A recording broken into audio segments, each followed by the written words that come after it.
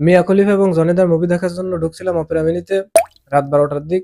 ঠিক সেই সময় অপেরা মিনিতে একটা নোটিফিকেশন চলে আসে, তাহসান চাঁদের আলো খুঁজে পেয়েছে, না কি যেন চাঁদের আলো খুঁজে পেয়েছে তাহসান খান। তাহসানের বউকে তো চাঁদের সাথে তুলনা করা হয়েছে, তাই না? মেনে নিলাম তাহসানের বউ চাঁদের আলো। তাহলে এবার সাইন্টিফিক একটা এক্সপ্লেনেশনে আসি। তো চাঁদ কি? চাঁদ হচ্ছে একটা উপগ্রহ।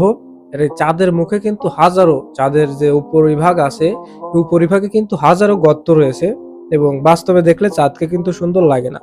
আপনি যদি সরাসরি চাঁদের দিক তাকান তাও কিন্তু চাঁদকে সুন্দর লাগবে না, শুধু সাদা গোলগাল বা এরকম দেখাবে, এবং অনেক কালো কালো ছোপ আছে, অনেক দাগ আছে। তো এই দিক থেকে যদি আমরা বিশ্লেষণ করি চাঁদের কিন্তু কোনো সৌন্দর্য নাই, একদম বাজে। আর চাঁদের সাথে যদি তাহসানের বউকে তুলনা করা হয় সেই দিক থেকে, তাহসানের বউ কিন্তু সুন্দর না, তার মুখে বড় বড় গর্ত আছে এবং কালা কালা ছোপ হওয়ার কথা, সে যদি চাঁদের সাথে যদি তাকে তুলনা করা হয়। ফেসবুকে ঢুকে ফেসবুকের নিউজ ফিডও চালানোর কোনো উপায় নেই। এই যে একজন পোস্ট করছে, বিষয়টা আমাকে অনেক ভাবায়। পোস্টে কি লেখছে? 12 ব্যাটারি মাল্টিপ্লাগ গিয়ে তাহসানের আগের বউ, আর এই লোকটাকে আমি চিনি না, যাই হোক তাহসানের আগের বউকে হয়তো 12 ভাতারে উল্লেখ করছে, তাই ব্যাটারি লিখে দিছে। আর মাল্টিপ্লাগ গিয়ে গিয়ে হয়তো এই পুরুষটাকে উল্লেখ করছে, কিন্তু মাল্টিপ্লাগ অর্থ কি?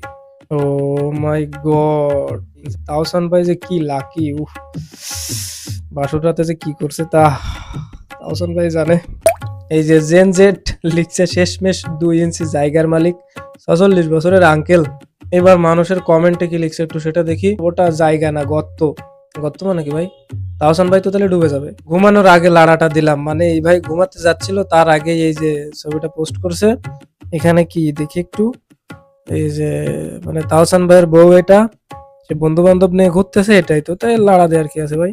সাগর আহমেদ লিখছে, ভাই 2 ইঞ্চি না, কমসে কম দৈর্ঘ্য হবে 2 কিলোমিটার এবং প্রস্থ হবে 200 মিটার। ভাই আমি জ্যামিতি পারি না, কি লিখছে তাই ভাই ভালো জানে।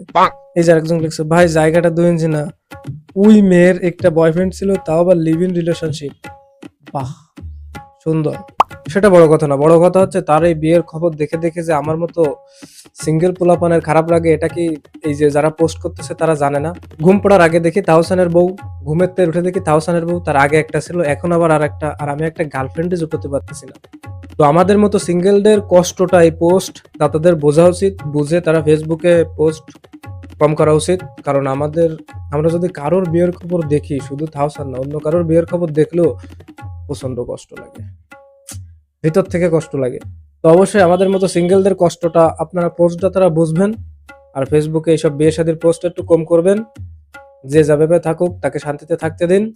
আর যদি আমার ভিডিওটা ভালো লাগে অবশ্যই একটা সাবস্ক্রাইব করবেন, আর হ্যাঁ ফেসবুক থেকে দেখলে ফলো দিবেন, আর যাওয়ার আগে একটা লাইক দিয়ে যাবেন। বাই।